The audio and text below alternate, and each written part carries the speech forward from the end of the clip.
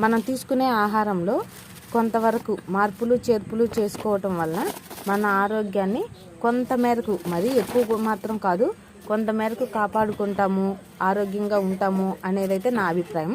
ఇక్కడ నేను చెప్పొచ్చిన విషయం ఏంటంటే, మనకు మార్కెట్లో చాలా అవైలబిలిటీస్ ఆఫ్ గోధుమ పిండిలు దొరుకుతున్నాయి.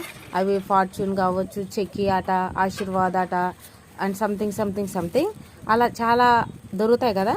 నేనైతే ఆ ప్యాకెట్ వాటి కన్నా గోధుమలు తీసుకుని పర్ 1 kg వచ్చి ఆ ప్యాకెట్ కూడా ఆశీర్వాద్ గోధుమ పిండి 60 రూపీస్ పడుతుంది. 1 kg గోధుమలు తీసుకుని మనం మిల్లు దగ్గర మిల్లు ఆడించుకున్నా సరే అది ఈవెన్ 60 రూపీస్ కాస్ట్ పడుతుంది.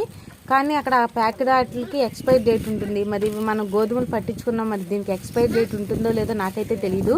నేనైతే రాగులు, సజ్జలు, జొన్నలు అన్నీ పిండి పట్టించుకుని చక్కగా స్టీల్ కంటైనర్లో స్టోర్ చేసుకుని వీటితో అయితే ఏట్ల కాట్లకి చపాతీలుగా చేస్తాను, రాగి రొట్టెలు, జొన్న రొట్టెలు చేస్తాను. ఆ బ్లాగ్స్ కూడా